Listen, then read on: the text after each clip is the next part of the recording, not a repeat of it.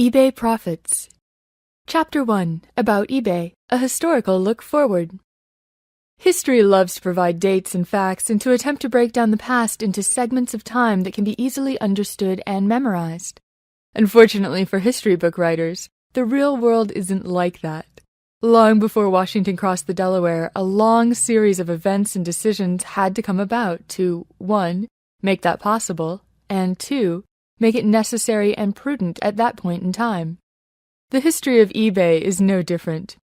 For those who are unclear, eBay is an online auction site where listing and selling fees are collected from users under the guidance and oversight of strict regulation to provide both protection and ease of use to would-be buyers and sellers alike.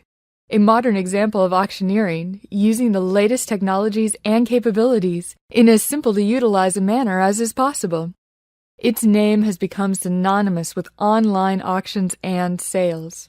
It all started back in September of 1995, or, depending on whom you speak to, possibly even as early as May of 1994. But it could have been even earlier that the concept first came to Pierre Omidyar, who was living in San Jose and ran a consulting firm called AUDIOBOOK Technology at that time. Like most technically aware people, he was familiar with the burgeoning internet phenomena, and had most likely known about and used it even back when it was little more than text message boards used to keep scientists in touch with one another via daily data dumps to various Unix servers around the country.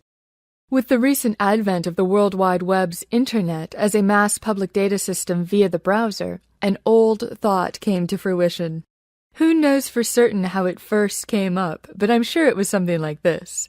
While clearing a room out of unused materials, or after seeking all over town for a part to fix a very nice but now outdated piece of equipment, he thought that there are probably thousands of people out there who have these in their garage and are just throwing them out because we don't have a way to connect. In truth, many message and swap boards were already in existence when Pierre came up with the concept of eBay. There even were other auction sites already out there shaking up the digital world, but few of them were aimed at allowing the public to sell excess goods and services directly. It was this that prompted Omidyar to start his own auction site, specializing in being a marketplace for individuals rather than overstocked items in small businesses. Bringing Jeff Skoll online, Pierre began what has now become one of the largest online auction sites in the history of the Internet, and without doubt the most successful. In today's Internet jargon, eBay is synonymous with auction, but this was not always so. As with all things new, a certain amount of trial and error and growth occurred before eBay hit its stride. It really started as just an online garage sale, marketing items from their stock all lumped into categories under the somewhat boring name of AUDIOBOOK Technology. When they tried to register this domain name, however, Omidyar discovered that it was already in use and was forced to use a derivative of the name, which they decided to shorten to just ebay.com for their website. Things were not an immediate or clear-cut success. In fact, it wasn't until 1998 that Harvard graduate and business student Meg Whitman joined and took the company public that the true growth and profitability of eBay began. Perhaps one of the hardest aspects of an online auction was the fact that, like a garage sale, buyers and sellers were not assured that they could trust each other. But unlike a real-life transaction where the goods and payment could be inspected up front, online auctions demanded trust. This trust was earned over time in a manner which few, if any, other companies have before or since been able to match. Besides placing rules and overseeing their growing community, the eBay staff took personal interest and accountability in every aspect of the business. For instance, a crash in April of 1999 that took the company down for 24 hours could have been ignored as simply the cost of doing business online. But the 400 employees of eBay at that time spent the next day calling every affected seller and explaining and apologizing for the downtime and any inconvenience. This type of personal interaction was unheard of even at that time, much less from a newly public company that was now considered by most to be at the peak of its success. This type of attention to their community and keeping interactions personal and rewarding went a long way to cementing eBay as the online auction site. Most histories of eBay concentrate on the public offering in September of 1998 and the subsequent purchase of Butterfield & Butterfield for $260 million as the day eBay came of age. But in reality, eBay was different and destined to success long before it went public. eBay, unlike any other online auction site before it was dedicated to ensuring successful transactions, were morally based, while still not limiting sales to known quantities. For instance, groundbreaking events such as the auctioning of a human kidney in the summer of 1999 being pulled, despite having reached the $5 million point, showed that this was a company that was not just in it for the money. Of course, sales like the July 2000 baseball card, which went for $1.5 million, the highest auction for eBay at that point in time, showed that money was there for the taking as well. Another point eBay took upon itself was to police the goods being sold for copyright infringement. In 2001, eBay extended its self-imposed bans on certain goods to include any item of a criminal nature, such as crime scene memorabilia or seats at executions. Along the way, eBay continued to grow. Besides the historic buyout of Butterfield and Butterfield, eBay had also collected Half.com in 2000 and had fully integrated it into their system by 2001. And in October of 2002, the purchase of a new online payment system called PayPal Inc. opened the way for anyone with an email address and a credit card to shop online. The floodgates were truly opened at this point, and people who had never considered risking a transaction online flocked to see what must-have deals could be found on eBay, and they were not disappointed. Despite early sales concentrating mostly around collectibles and hard-to-find items, the rapid success and growth of eBay, as well as the incorporation of the Half.com crowd, which was more a discount online selling center than an auction house, had made eBay the place to go to find almost anything you wanted. From things as straightforward as nails and overstocked plumbing hardware to as exotic as the right to a family holiday or the purchase of a town, anything you can imagine would show up on eBay sooner or later. And with the advanced search and watch features that it had developed, it was easy to be notified when it was time to bid. Over the years, eBay has changed a lot, adding features and responding to market demand while enhancing their profitability without overtly harming their business partners or buyers with hidden or expensive fees. Originally, sellers' fees were the principal revenue generator, and with the final value fees that were introduced in February of 1996, called listing fees, where users paid 5% of the sale price up to $25 and 2.5% after that, it was much cheaper than running an ad in the local paper or having your items sold through a traditional auction company, especially considering the exposure you could receive in an online venue like eBay compared to a local paper.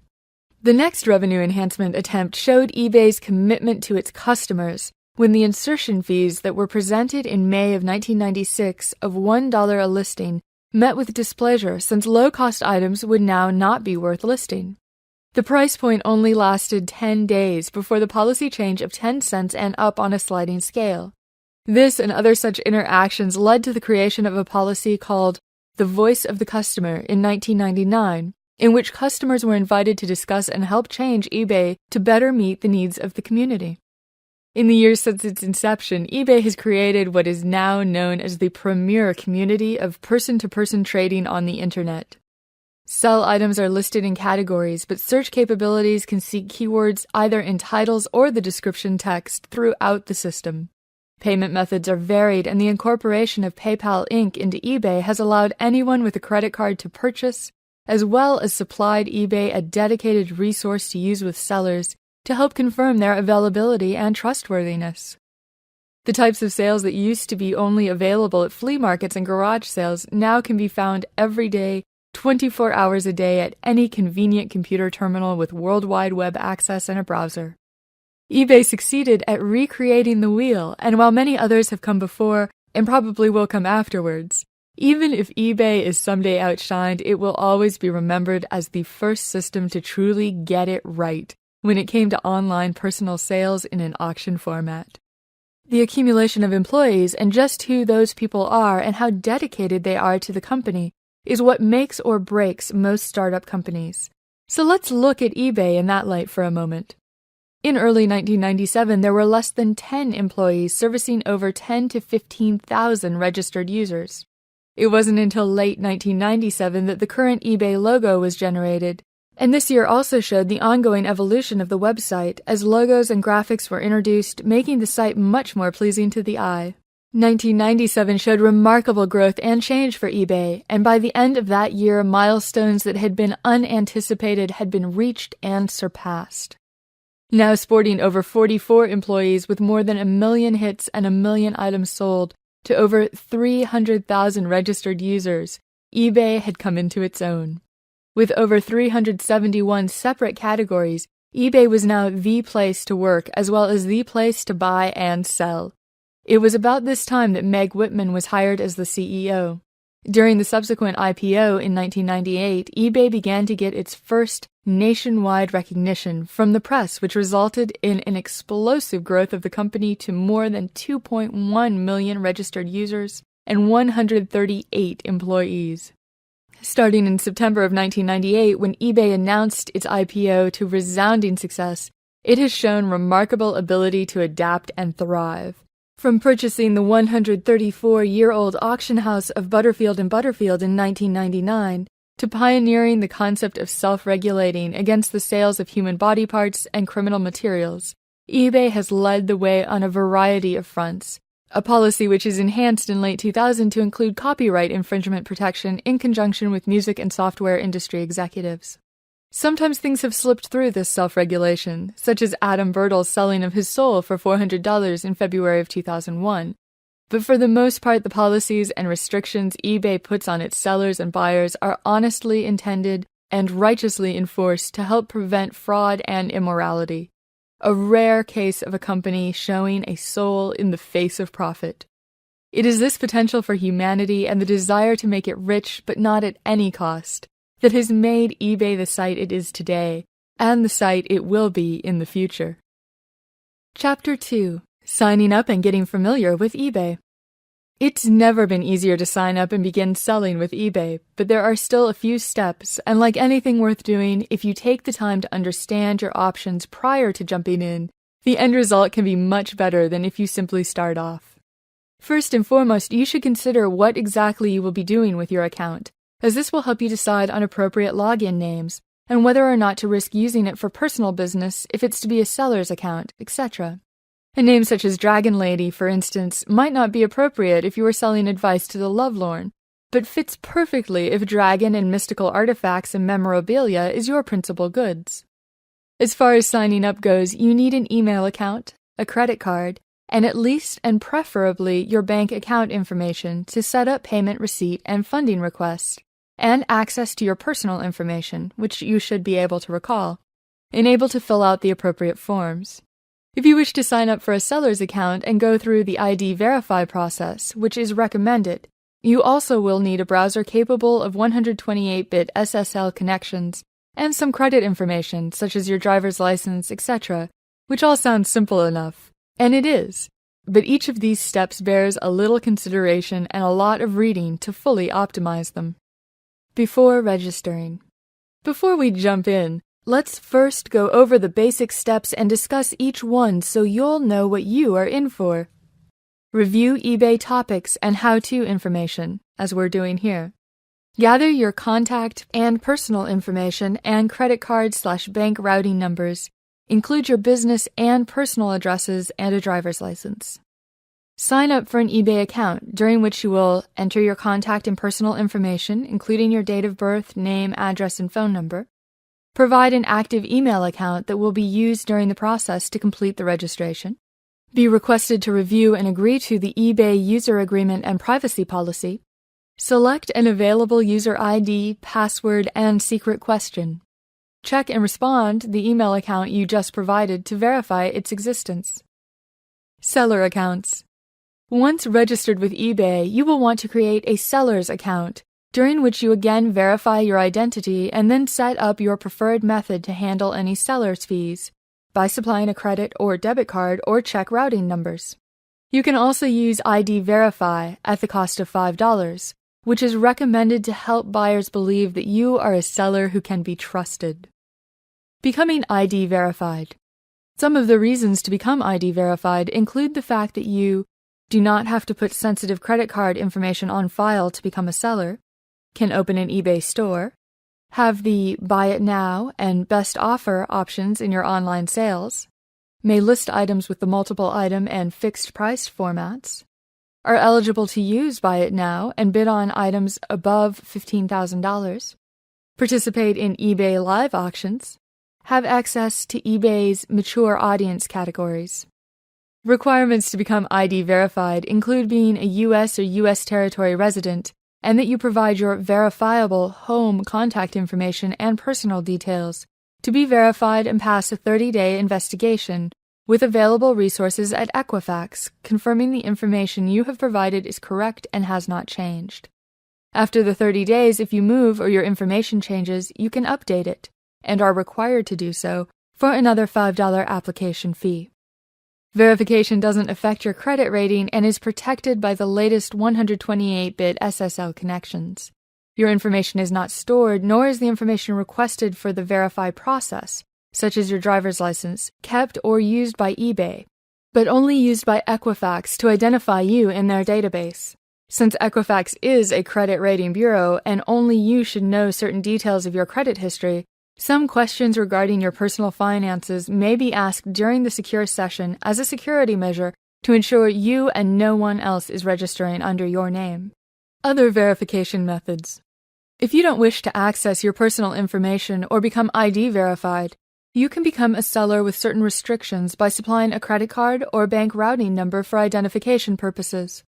Supplying this information doesn't mean that this account will necessarily be used to pay your eBay fees, as selecting a payment method is handled in another step. Depending on whether you choose to use a credit or debit card or bank routing number, there are certain things you may need to bear in mind, or that may cause you problems, and we will discuss each now. Credit card method. If you are using a credit card for verification, be certain that all of the following are true. Your mailing address and name on the card must match the one that you are registering for your eBay account. Cards must be activated and not blocked for internet or phone order usage. The account needs to be in good working order, activated, and in good standing. If using a debit card, only ones with a MasterCard or Visa symbol will be acceptable as no PIN entry is allowed. Bank routing number method.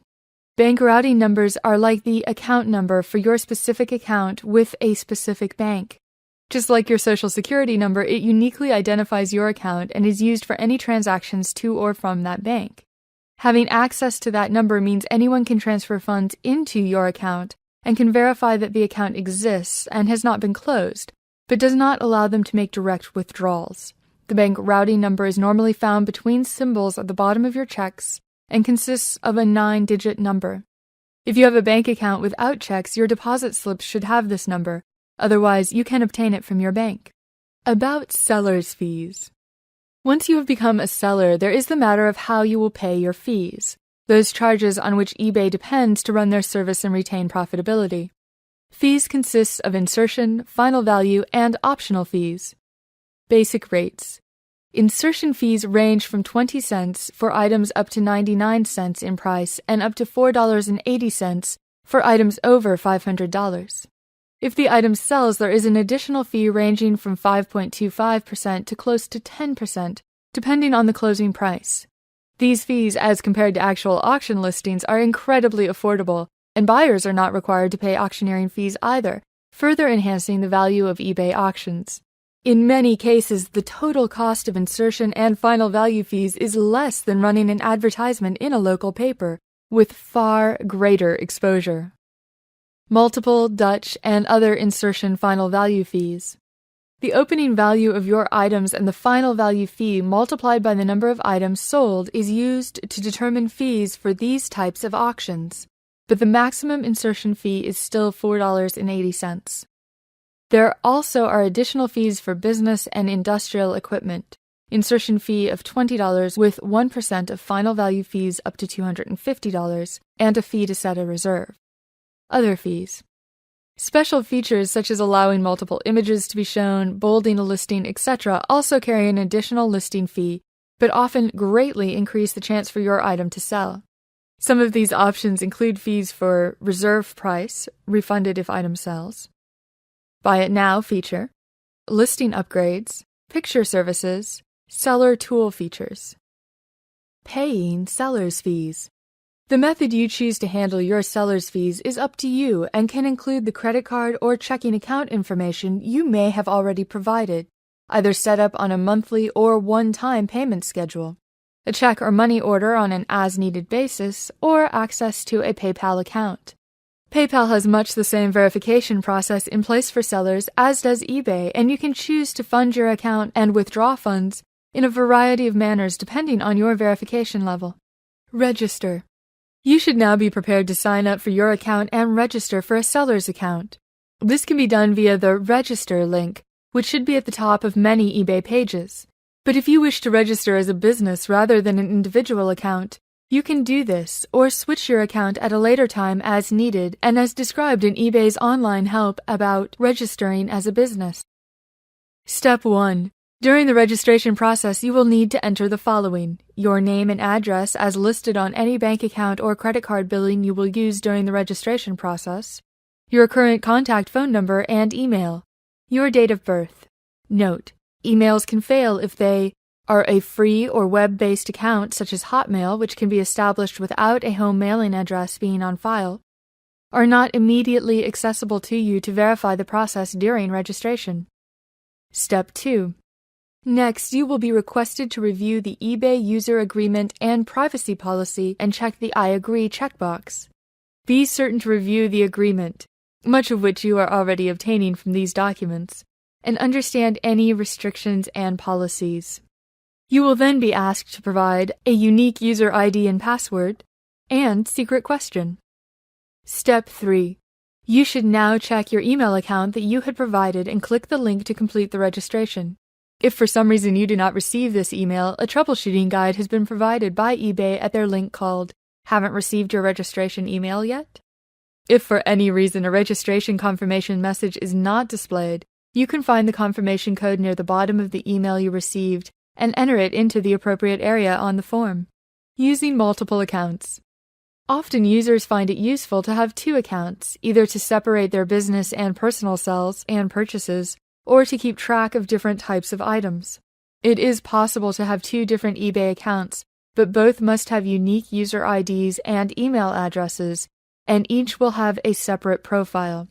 If you later decide to do so, it is possible to merge the 2 accounts into one, but this can only be done once, and whichever account you choose to keep will have the data from the secondary account merged into it.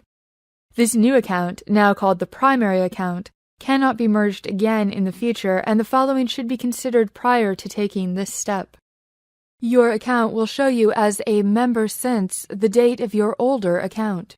The feedback score will reflect both accounts and may not appear in chronological order. Any reviews and guides you have written in both accounts will only reflect the information from the primary account. You must owe no seller's fees and be able to prove you are the owner of both accounts, and the secondary account must remain inactive for at least 60 days prior to the merging. You also need to be certain to cancel any eBay Selling Tools subscriptions on the secondary account, and if you use an eBay store, to be certain to have your store's inventory associated with the new merged account. Learning more and getting help. You are now ready to dive into the world of eBay selling, but there are many tips and techniques that you should know first. And one of the greatest advantages to an online community such as eBay is that you do not have to learn all on your own. The staff at eBay has many helpful tutorials and help files available online at pages.ebay.com/help/index.html, as well as step-by-step guides for most actions. But by far the most valuable resource they provide is access to other sellers in the form of community resources, which provide news groups, help files, tutorials, and feedback sessions on every aspect of eBay. A partial list of some of the more useful eBay resources for new users includes chat rooms, either via the links at About Community discussion boards and chat, or the discussion, help, and chat sites. You can connect live with other users to discuss the eBay experience. Groups. There are links both about the groups for new users at About eBay Groups, and then links to the various groups themselves, which allow you to join either mentoring groups or special interest groups to share with other users and learn from their experiences. Help. Discussed in the excellent intros called About Getting Help on eBay and About the eBay Answer Center, the actual eBay Answer Center itself is a wealth of information that new and existing users will find themselves referring to on an ongoing basis. Other links worth investigating include the Community Help Boards, the About Me page, Events Calendar, Error Messages and Technical Issues, Suggestions to eBay, Web Browser Recommendations.